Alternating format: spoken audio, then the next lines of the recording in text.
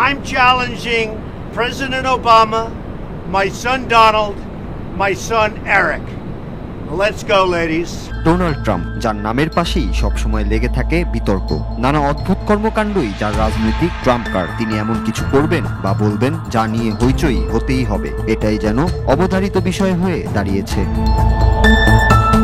এবার সোশ্যাল মিডিয়ায় একটি ভিডিও প্রকাশ করে নেট দুনিয়ায় হইচই ফেলে দিয়েছেন ট্রাম্প।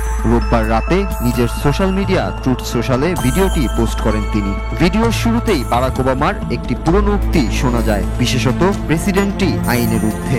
এরপর একে একে যুক্তরাষ্ট্রের বিভিন্ন রাজনীতিবিদদের বক্তব্য তুলে ধরা হয়, যেখানে সবাই বলছেন কেউই আইনের ঊর্ধ্বে নয়। কিন্তু এরপরেই দৃশ্যপট পাল্টে যায়। এআই প্রযুক্তিতে তৈরি সেই ভিডিওতে দেখা যায় দুই এফবিআই এজেন্ট সাবেক প্রেসিডেন্ট ওবামাকে গ্রেপ্তার করছে। হাতে পরানো হচ্ছে হ্যান্ডকাফ, আর ওভাল অফিসের ভেতর ট্রাম্প বসে আছেন হাসি মুখে।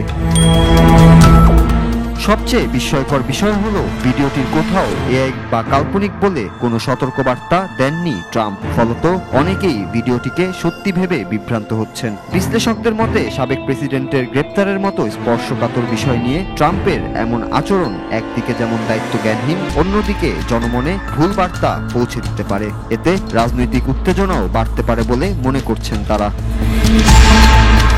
এই ভিডিও পোস্ট করার কিছুদিন আগেই ট্রাম্প ওবামার বিরুদ্ধে নির্বাচনী কারচুপির অভিযোগ তুলেছিলেন। এমনকি জাতীয় গোয়েন্দা বিভাগের প্রাক্তন কর্মকর্তাদের বিরুদ্ধেও সরব হন তিনি। যদিও সরকারি গোয়েন্দা প্রতিবেদনে স্পষ্ট বলা হয়েছে, রাশিয়া 2016 সালের নির্বাচনে সাইবার হামলার মাধ্যমে প্রভাব ফেলতে চায়নি, বরং ট্রাম্প ওবামা দ্বন্দ্বকে কেন্দ্র করে এআই ভিডিওর মাধ্যমে বিভ্রান্তি ছড়ানোই ট্রাম্পের মূল উদ্দেশ্য হতে পারে বলে অনেকেই মনে করছেন।